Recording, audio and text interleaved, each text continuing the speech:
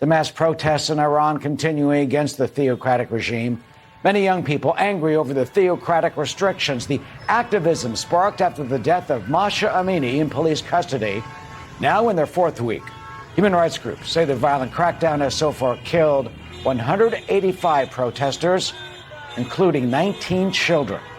Lisa Daftari is editor-in-chief at the Foreign Desk and joins us now. You know, Lisa, we've been looking at horrific scenes.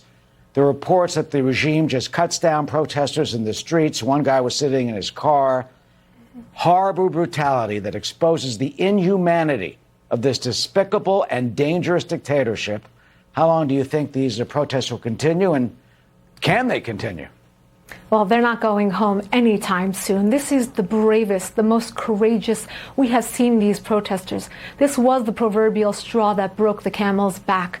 And of course, the catalyst being that innocent 22-year-old girl who was just showing a little bit of her hair.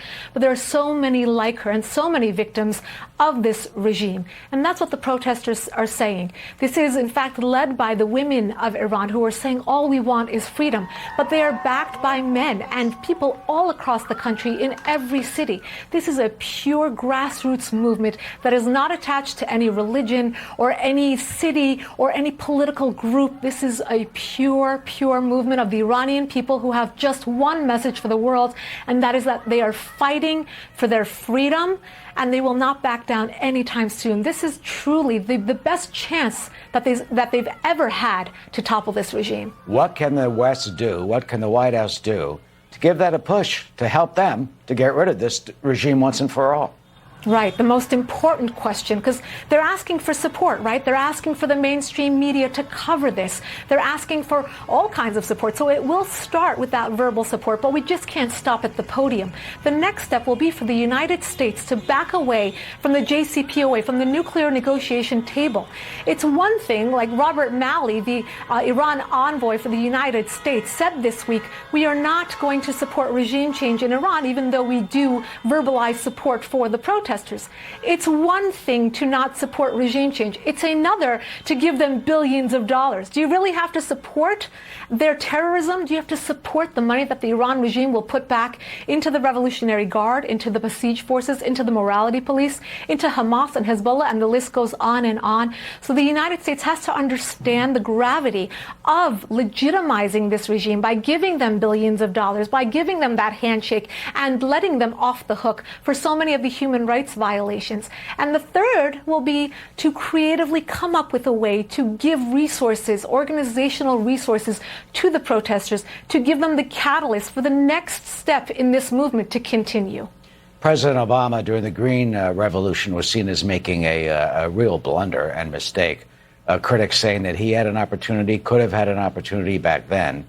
What more, or what could President Biden do right now, as well as others, as you say, to try and support them? Besides, I mean, he's not going to get out of, or try to get out of the Iranian nuclear deal. I mean, on one hand, he's for human rights. The other hand, he wants to give them billions of dollars.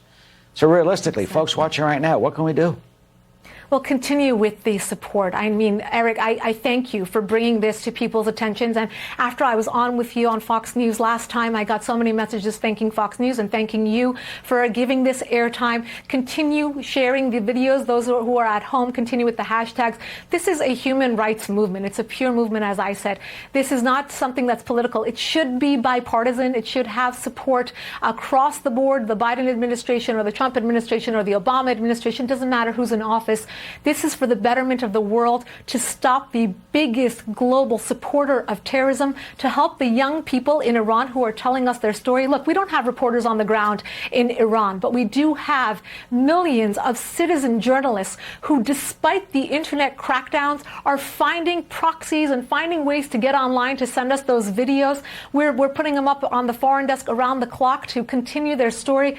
They're telling us if we're willing to be brave enough and courageous enough to go out onto the streets and risk being killed for peaceful protests, the least you can do is be our partners in all of this, in allowing us to have voices across the world, to have our story told. And you can see, folks, you can see those videos, and you can help by going to the Foreign Desk, Lisa's site, and also by looking at foxnews.com. Our stellar foreign affairs coverage has these videos and has these articles ongoing. It is just a growing movement, and one can only hope that one day Tehran will again be free.